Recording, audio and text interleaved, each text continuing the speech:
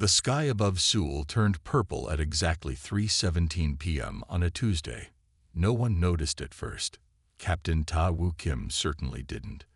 He was busy cooking dinner for his family, chopping vegetables with the same careful precision he used to disarm explosives during his 12 years with Korean Special Forces. His daughter Hae-yeon sat at the kitchen table, drawing pictures of stars and planets. "Dad, can humans go to other planets someday?" she asked, not looking up from her colorful artwork. Tae-woo smiled. "We've been to the moon. Mars is next. Maybe when you grow up, you can be the first person to visit planets around other stars." He had no idea how soon that possibility would arrive. The doorbell rang. Tae-woo wiped his hands and walked to the door. Through the peephole, he saw 3 people in dark suits. Government agents, he thought. When he opened the door, the woman in front spoke quickly. "Captain Kim Ta-woo. I'm Director Jun from National Security. Please come with us immediately. It's a matter of global security." "What's happening?" he asked, already reaching for his go-bag. An old military habit he never lost. "Sir," Director Jun's voice dropped to a whisper, "we have visitors. Not from North Korea. Not from anywhere on Earth." Ta-woo stared at her. "This is a joke. The purple sky isn't a weather pattern, Captain. Their ship is currently holding position above the city." 30 minutes later, Ta-woo sat in a conference room at a military base outside Seoul. Around him were 20 other soldiers and officers from various branches, all looking as confused as he felt. The room fell silent when President Lee entered, followed by several officials and 3 beings that were clearly not human. The aliens stood about 5 feet tall with light blue skin that seemed to shimmer under the fluorescent lights. Their large eyes, with no whites, just pools of deep purple, blinked slowly as they surveyed the room. They had no visible ears, just small openings on the sides of their heads. Their mouths were small, almost hidden in their smooth faces. President Lee spoke calmly. "Ladies and gentlemen, these are representatives from what they call the Galactic Council. This is Ambassador Lunari." He gestured to the tallest of the 3 aliens. The alien stepped forward. When it spoke, the words came from a small device at its neck, translating in a flat, electronic voice. "We observe your world for many years. We need help. Great danger comes to all peaceful worlds. We need Deathworlders." The room erupted in questions. President Lee raised his hands for silence. Ambassador Lunari continued, "Your planet is Class 12 Deathworld. Very dangerous. Most species die here. Gravity too strong. Weather too extreme. Bacteria too aggressive. You survive here because you are strong. Stronger than most life in galaxy." The alien touched a small device on its wrist. A holographic image appeared in the center of the room, a map of the galaxy with hundreds of small lights. Galactic Council has 3,000 member worlds. Peaceful species who trade, share knowledge, explore. But now, Vraxian Empire attacks. Several lights on the map turned red. 17 worlds conquered already. Billions enslaved or killed. The image changed to show footage of what looked like lizard-like beings in armor, marching through burning cities. Smaller, frailer aliens were being herded into camps or executed in the streets. Council species are peaceful. We have no warriors, no soldiers. We never needed them. Tae-woo felt a chill. "And you want us to fight for you?" The alien turned those purple eyes to him. "Yes, humans are warriors. You understand war. You survive conditions that kill most species. Your bodies are strong. Your minds understand fighting. We need Deathworlders to save the galaxy." Another alien stepped forward, operating the holographic display. It showed Vraxian soldiers struggling to breathe in what seemed like normal Earth air. Another clip showed a human lifting something that made the alien narrator sound shocked at the display of strength. "Your atmosphere would poison most council species. Your gravity would crush their bones. Your bacteria would kill them in days. But these same things that make Earth deadly give you advantages against Vraxians. The room was silent as everyone processed this information. Why should we help? Asked a general. If these Vraxians haven't attacked Earth, they will, interrupted Lunari. They conquer all worlds with resources. Earth is rich with metals, water, life. They will come.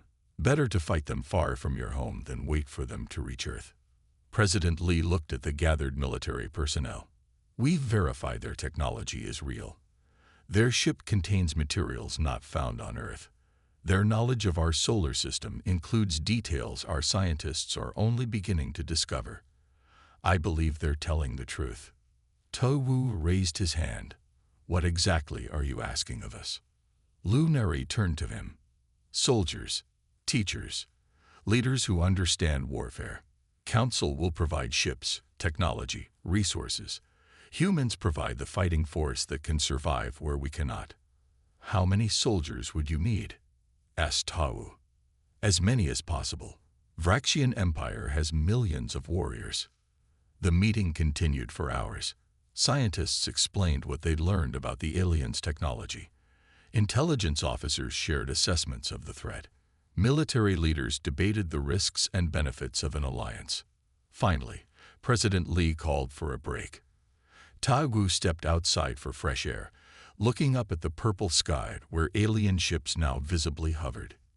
His phone rang, his wife calling about when he'd be home. I might be late, he said. Something big is happening at work. Hei-yun misses you. She wants you to see her drawings of aliens. Tawu laughed sadly. Tell her I'll look at them soon. Very soon. After he hung up, Director Jun approached him. The president wants to see you. In a smaller room, President Lee sat with Ambassador Lunari and just 2 security officers. Captain Kim, the president said, the ambassador specifically requested your presence. They've been watching certain military units around the world. Your team's rescue operation in the Philippines after the tsunami impressed them. Lunari's translator voice crackled. Your team entered toxic flood waters, carried children through fire, worked 5 days without rest. This shows what humans can do that we cannot. Tawu nodded slowly. My team just did our job. Council needs someone to lead First Human Force. Lunari continued.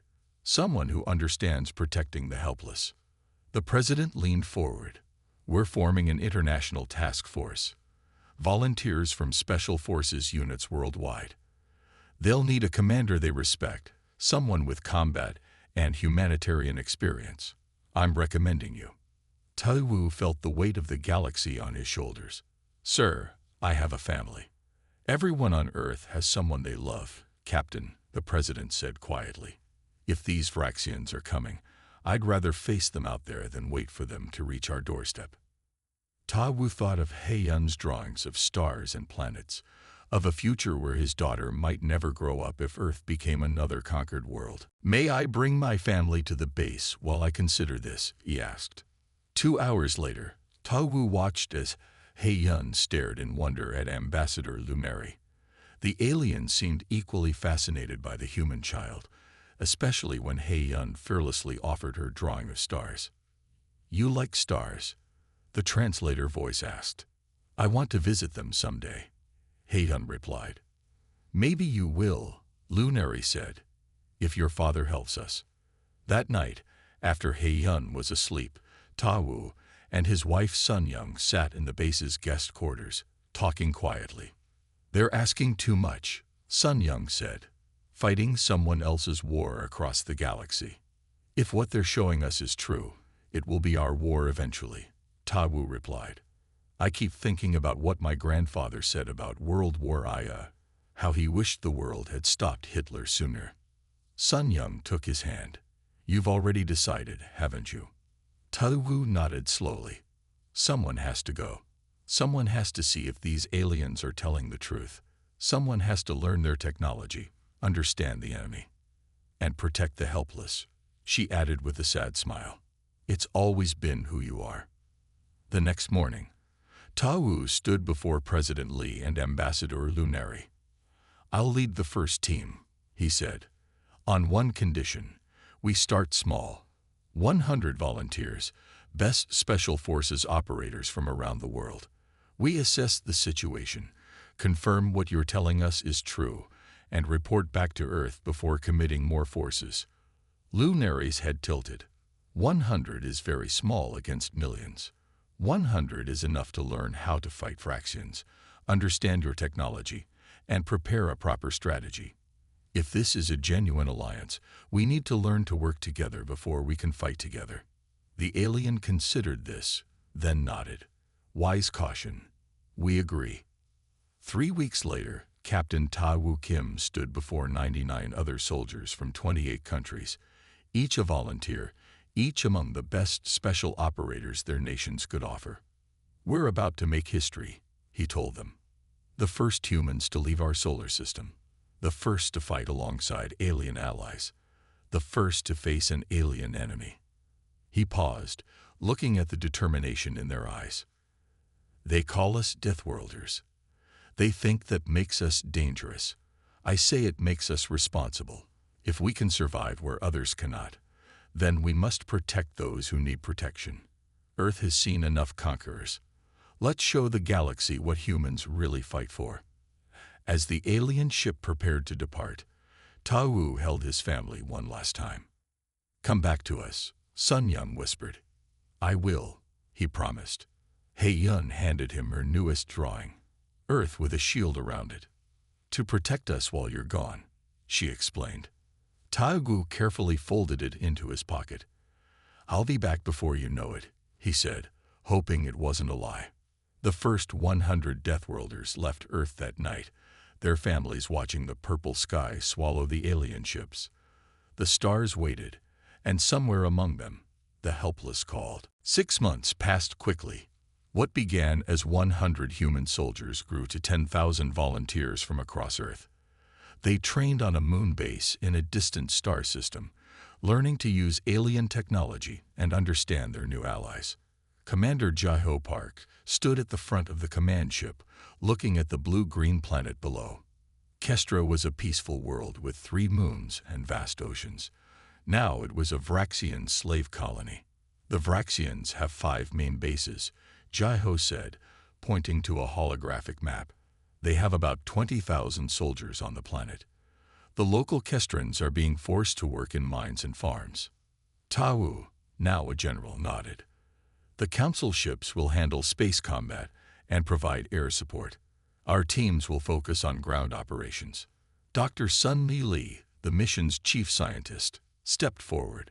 "Remember, the air on Kestra has more oxygen than Earth. You'll feel energetic at first, but don't push too hard. You'll tire quickly. The good news is that Vraxians find this air difficult to breathe. They use breathing masks, which makes them vulnerable," Ta Wu added. "Target their air supplies when possible." The first human liberation force prepared for battle. They wore armor made of materials not found on Earth, lightweight but stronger than steel. Their weapons combined human design with alien technology. Rifles that fired energy bolts, grenades that could stick to any surface, and shields that could stop almost any Vraxian weapon. "One more thing," Sun Mi said. "Most council species can't stand Earth bacteria. We've confirmed that humans carry microbes that are harmless to us, but can make Vraxians sick. Don't remove your gloves when touching anything the council allies might touch later." Jaiho divided the forces into 5 teams. Each would attack a different Vraxian base. Ta Wu would command from orbit, coordinating between human forces and council ships. Major Da Hyun Kang led Team Alpha, the largest group with 3,000 soldiers. Their target was the main Vraxian fortress in Kestra's capital city. "We drop in 1 hour," Da Hyun told his soldiers. "Remember your training. The Vraxians have never fought humans before. They don't know what we can do." The human soldiers boarded transport ships. Unlike the elegant council vessels, these were built for war, blocky, armored craft designed to survive heavy fire. As the ships entered Kestra's atmosphere, Vraxian defenses opened fire. Energy beams flashed across the sky. 2 human transports were hit, but they kept flying, their Earth-inspired designs tougher than anything the Council had built before. "They're targeting our engines," reported the pilot of Dahyun's ship. "Standard Vraxian tactic. They expect Council ships that would fall apart." Dahyun replied, "Keep going." The transports landed hard in the streets of the capital city. Doors burst open, and human soldiers poured out. Immediately, they faced Vraxian fire teams, tall, lizard-like soldiers in heavy armor with rifle-like weapons. "Move fast," Dahyun ordered. "They're not used to our speed." The humans charge. On their home planets, the Council species moved slowly, cautiously. The Vraxians were faster, but still no match for humans who had evolved on a high-gravity world. The first wave of human soldiers crossed the distance to Vraxian positions in half the time the aliens expected. Sergeant Myra Choi led a small team down a side street, building clear. She called after checking each structure. "No civilians yet. They keep them in central compounds," Dahyun replied through the comm, "near the main base."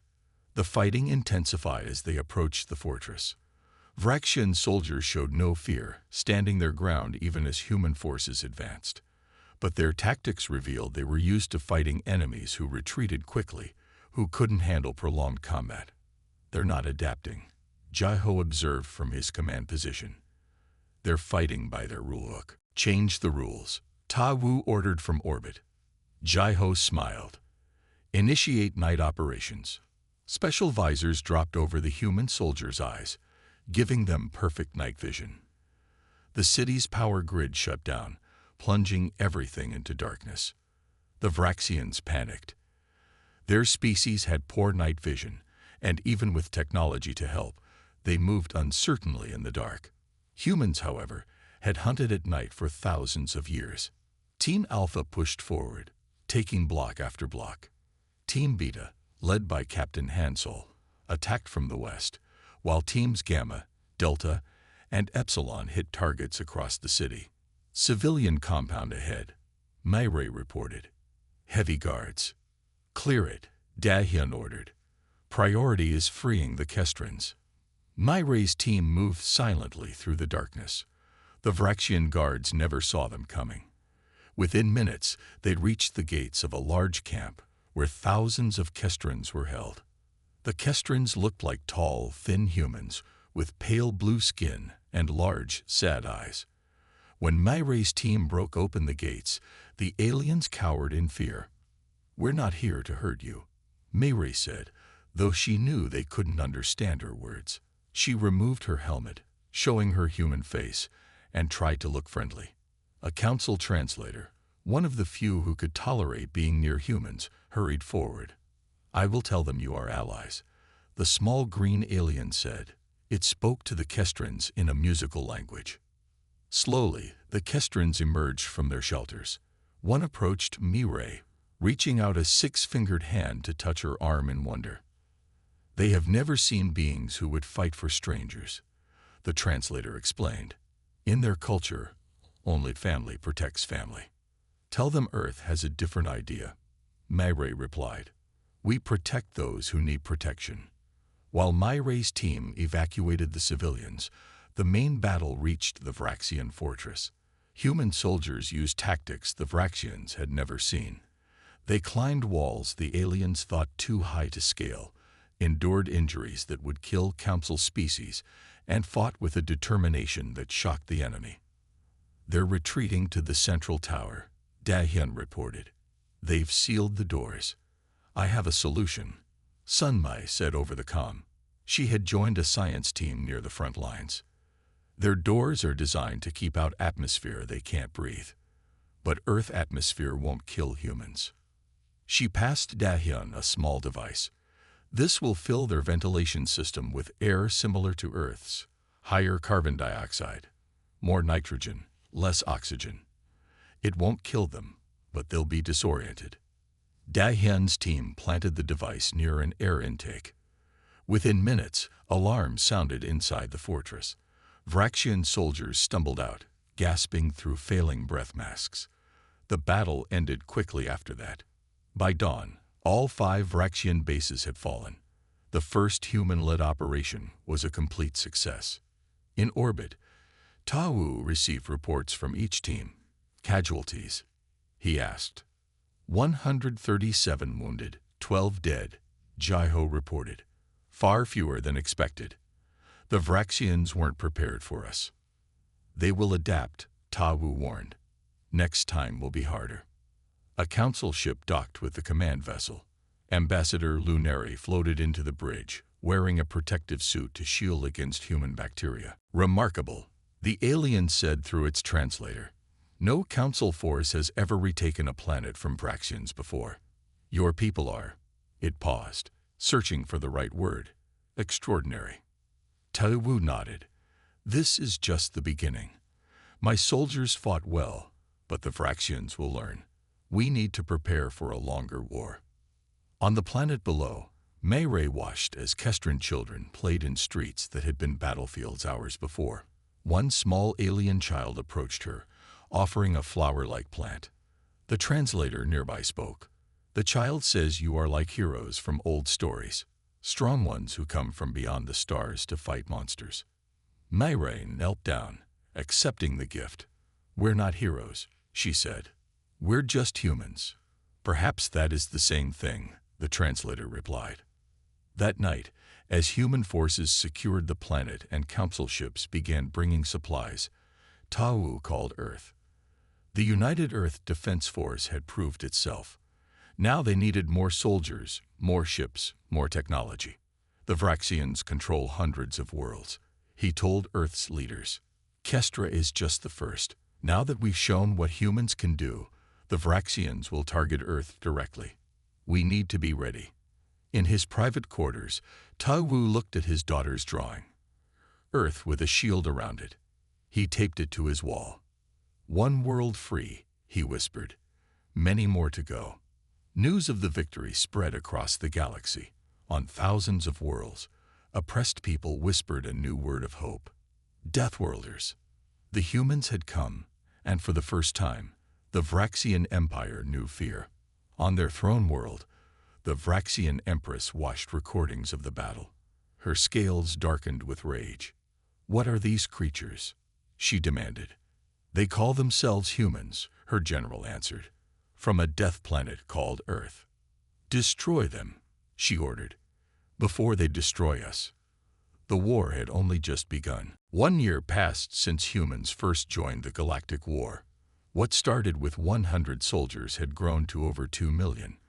Earth united like never before, with countries sharing resources and technology to build a fleet that could defend their world and liberate others.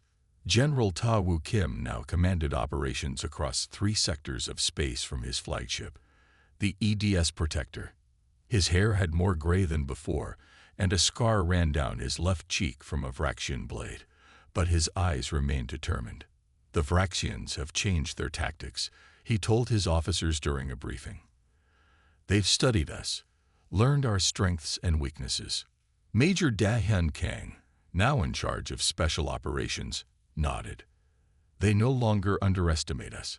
Their new armor is designed to work better in darkness. Their weapons target human body temperature specifically. But we're still winning, said Commander Jaiho Park. We've liberated 23 worlds in the past year.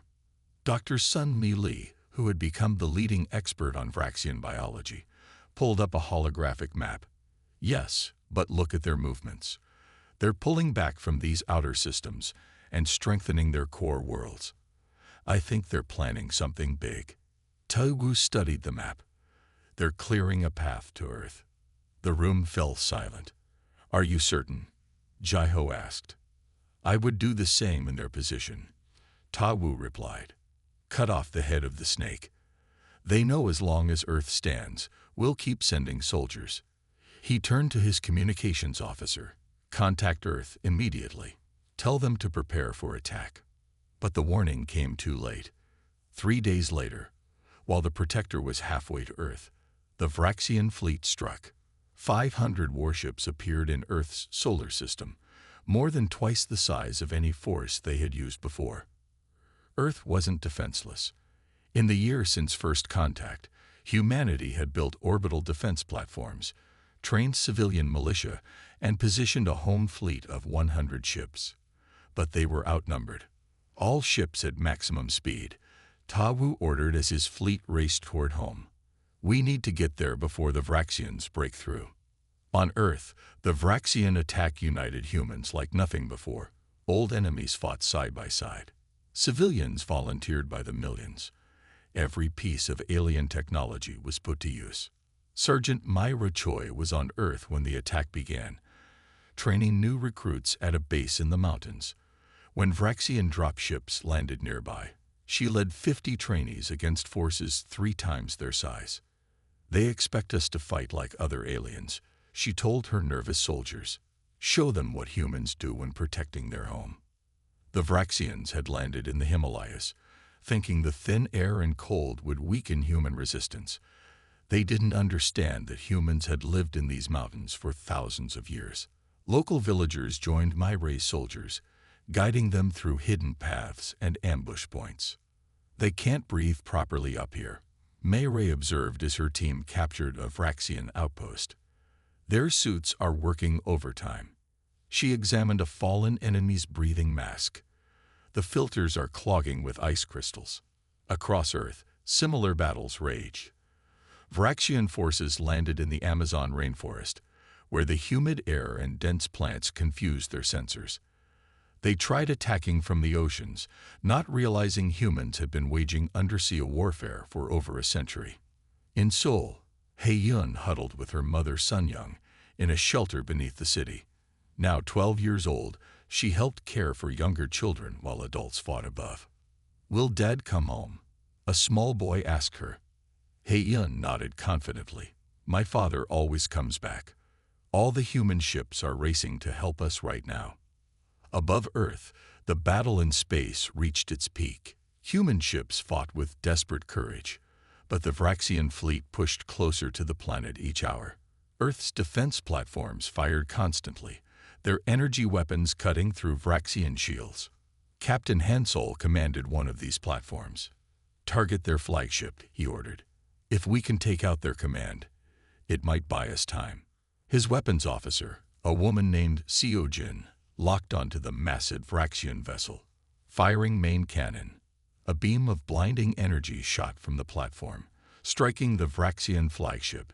Its shields flickered but held.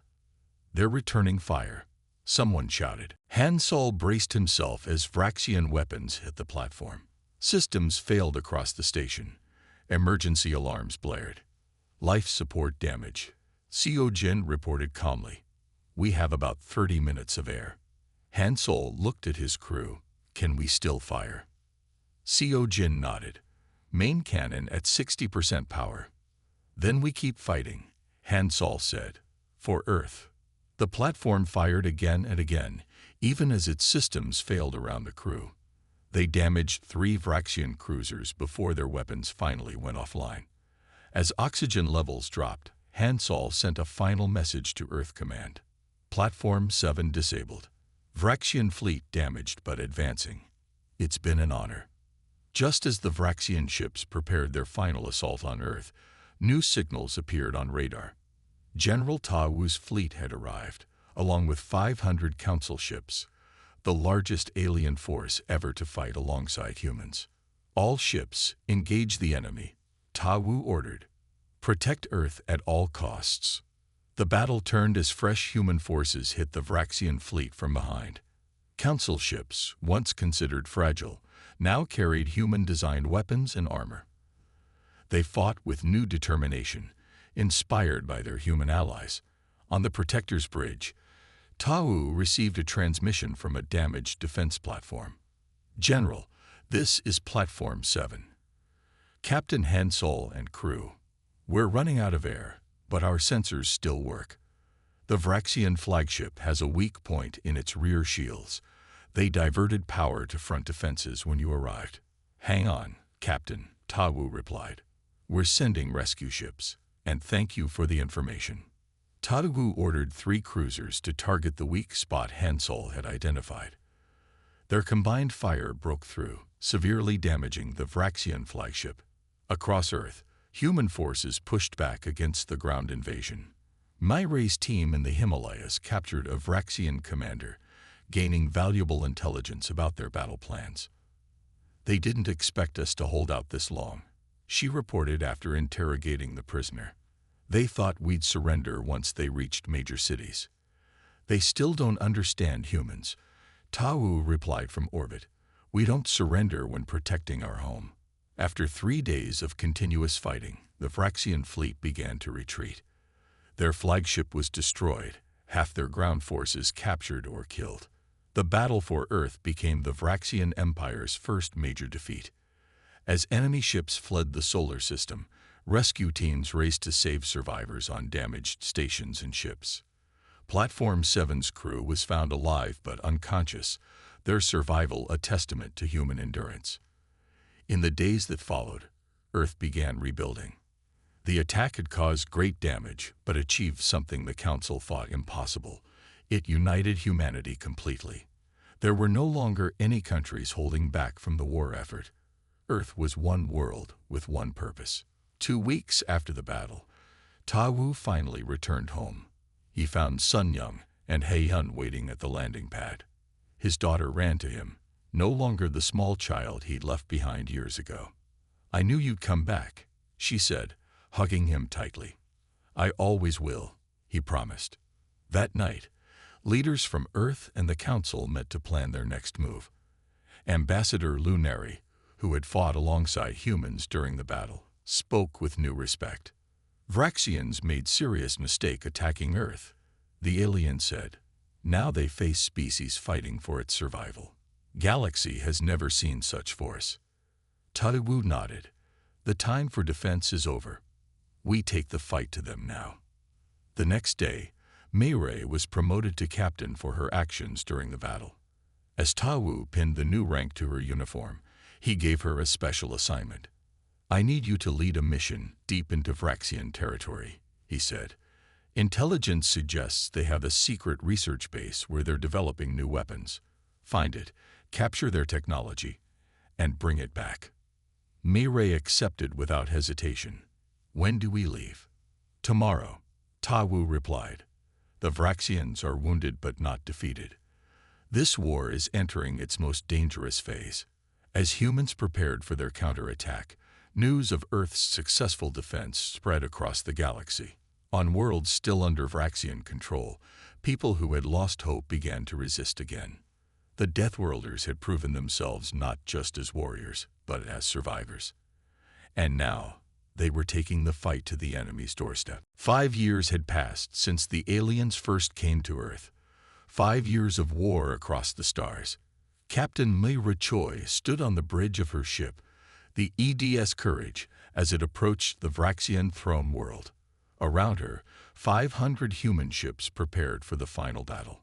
"All systems ready," reported her second-in-command, Lieutenant Jinwoo. "The fleet is in position." Myre nodded. At 32, she had spent a quarter of her life fighting this war. The scar across her forehead and the metal fingers replacing her left hand were just 2 of the marks the conflict had left on her. "Send the message to General Tau," she ordered. "Task Force Spear is ready to strike." On the flagship EDS Protector, General Tau received her message. His once black hair was now completely gray. Years of leading humanity's war effort had aged him, but his eyes remained sharp and determined. "All task forces report ready," Commander Jiho Park told him. Jiho had lost his right leg during the battle for Earth, but his new artificial limb worked even better than the original. "Then we begin," Tau said. "Send the signal." Across the Vraxian system, human forces moved into action. They had spent years preparing for this day, slowly pushing the Vraxian Empire back to its core worlds. Now they would end the war once and for all. The plan was complex, but built on a simple truth they had learned. Humans could go where other species could not. Vraxian defenses were designed to stop ships and armies, not small teams of infiltrators. Myre's task force would attack the main defense fleet, drawing attention away from the real mission. Meanwhile, Major Dahyun would lead a small team to the surface through a gap in the planetary shields. "Begin the attack," Mayray ordered. The Courage fired its main cannons, followed by every ship in her task force. The space around the Vraxian world lit up with energy beams and explosions. The Vraxian defense fleet moved to intercept, just as planned. "They're taking the bait," Mayray reported to Tawu. "Defense fleet is moving away from Sector 7. "Excellent," Tawu replied.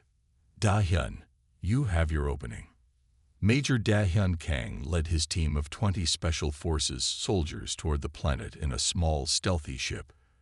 Their vessel was barely large enough for the team and their equipment, but its size made it hard to detect. "Remember the mission," Dahyun told his team. "We disable the planetary shield generators. We capture the Empress if possible. If not, we make sure she can't escape." The team included soldiers from 12 different countries, all veterans of dozens of battles across the galaxy. Among them was Surgeon Hanjae, who had joined the war after his home in Buzan was destroyed during the battle for Earth. "The Vraxians took everything from me," Hanjae had told Dahyun when volunteering for the mission. "I want to be there when they surrender." Their ship slipped through the gap in the defenses, entering the atmosphere of the Vraxian throne world. Below them stretched a city of massive stone buildings and towering statues, the capital of an empire that had terrorized the galaxy for centuries.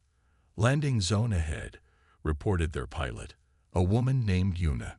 "Sensors show minimal guards." The Vraxians weren't expecting an attack on their homeworld. For thousands of years, no enemy had ever reached it. Their confidence would be their downfall. Dahyun's team landed in a quiet area near the central city. The air was hot and dry, full of dust that made breathing difficult. The gravity was slightly less than Earth's, making the humans feel lighter and faster. "Move out," Dahyun ordered. "Remember your breathing masks. Their atmosphere has too much sulfur for humans." The team moved through the city, avoiding Vraxian patrols. Thanks to Dr. Sunmi Lee's research, they wore suits that masked their heat signatures, making them nearly invisible to Vraxian sensors.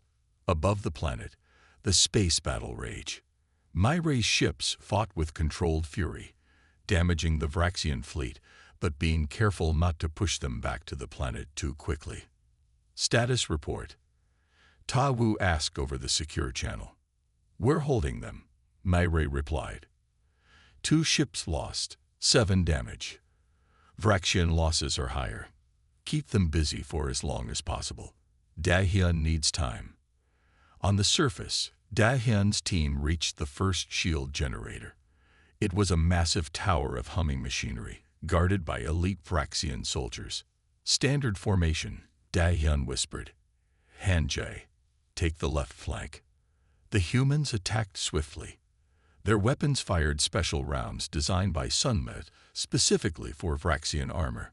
The guards fell before they could sound an alarm. "First generator secured," Dahyun reported. "Planting charges now." Hanjae set explosives around the base of the tower. "Charges set. We have 10 minutes." The team moved quickly to their next target. As they ran through the alien city, they saw ordinary Vraxians for the first time. Civilians going about their daily lives, unaware that their empire was about to fall. "They look so normal," Hanjae said quietly. Dahyun nodded. "They're not all warriors. Remember, our fight is with their leaders and military, not their people." The second generator was better guarded, but again, the human team's speed and Earth tactics gave them the advantage. Within minutes, they had secured the facility and planted more explosives. 2 down, 1 to go, Dahyun reported. In space, Mayray saw Vraxian reinforcements arriving. "General, we have problem. Their home fleet is returning from the outer system. Hold position as long as you can," Tawu ordered. "If it gets too hot, pull back to Rally Point Delta." Mayray looked at the tactical display. Her forces were outnumbered 3-1 now, but retreat wasn't in her nature. "We'll hold them." "Sir." The Courage took a direct hit, shaking violently. "Shields at 40%. Jinwoo reported. Reroute power from non-essential systems, Mireille ordered. We need to give Dahyun more time. On the surface, Dahyun's team reached the final shield generator, but found it heavily defended. Dozens of Vraxian elite guards stood ready, alerted by the destruction of the other facilities. We need a new approach, Dahyun said, studying the building. Hanjae, what do you suggest? Hanjae looked at the facility's layout. There's a maintenance tunnel below, probably used for cooling systems. We could enter there. Good thinking. You lead the way. The team found the tunnel entrance and slipped inside. The passage was narrow and hot, designed for Vraxian maintenance drones rather than people. Humans from a non-death world would have found it unbearable, but Earth's varied climates had prepared them for worse. They emerged inside the facility and quickly overpowered the internal guards. As they placed their final explosives, an alarm sounded throughout the city. Our time's up, Dahyun said. Set the charges for 2 minutes and move to Phase 2. The team split into 2 groups. Most headed for the extraction point, while Dahyun, Hanjae, and 3 others raced toward the Imperial Palace. In orbit, all 3 shield generators exploded simultaneously. The planet's defensive shield flickered and died. Shields down, Mireille announced. All ships, initiate Phase 2. The human fleet changed formation, no longer attacking but surrounding the planet. From the EDS Protector, Ta-Wu opened a channel to the Vraxian command. This is General Kim Ta-Wu of Earth. Your defenses are down. Your fleet is surrounded. Surrender now, and we guarantee the safety of your civilians. At the Imperial Palace, Dahyun's small team fought their way through increasingly desperate guards. They reached the throne room doors as the general's message echoed across the planet. Ready? Dahyun asked his team. Hanjae nodded, hefting his weapon. For Earth, for everyone the Vraxians hurt. They burst into the throne room to find the Vraxian Empress surrounded by her royal guard. She was larger than other Vraxians, her scales a deep red instead of green, her eyes cold and calculating. Surrender, Dahyun demanded. The war is over. The Empress hissed something in her language. Her guard stepped forward. Last chance, Dahyun warned. The guards attacked. The humans fought back, their earthborn reflexes and strength giving them the edge even against elite Vraxian warriors. Within minutes, the guards lay defeated. The Empress stood alone. You think this ends with me? She asked in broken human language. Empire is more than one ruler. Perhaps, Dahyun replied. But today, it ends with your surrender. Hours later, on the bridge of the Protector, Ta-Wu watched as the formal surrender was signed. The Vraxian Empress, now a prisoner, pressed her claw into the document, marking it with her royal seal. Transmission from Earth, General, a communications officer said. The main screen showed President Lee and the Earth Defense Council. Among them stood Sun Young and Hae-Yun, now 17 years old. The war is over, Ta-Wu told them. We've won. The celebration that followed spread across the galaxy. On thousands of worlds, beings of all species marked the end of the Vraxian threat. The Deathworlders had done what no one thought possible. 1 month later, the Galactic Council convened a special session. Ambassador Lunari, now showing signs of age, addressed the assembly. Today we welcome new era. Humans of Earth have proven themselves not just strong warriors, but wise protectors. We propose new galactic defense force, with humans as its foundation. Ta-Wu, standing as Earth's representative, stepped forward. We accept this honor, but we don't want to be the galaxy's only defenders. Each species has strengths. Together, we can build something better than any empire. As the council session ended, Mireille found Ta-Wu on an observation deck, looking out at the stars. What will you do now, General? She asked. Return to Earth. Ta-Wu nodded. My family has waited long enough. Hanjae tells me you're staying with the fleet. Someone needs to train the new Galactic Defense Force, Mayray said with a smile. And someone needs to remind them what we fought for. And what was that, Captain Choi? Mayray looked out at the countless stars, each one home to worlds that were now free. To protect those who cannot protect themselves, she said. That's what Deathworlders do.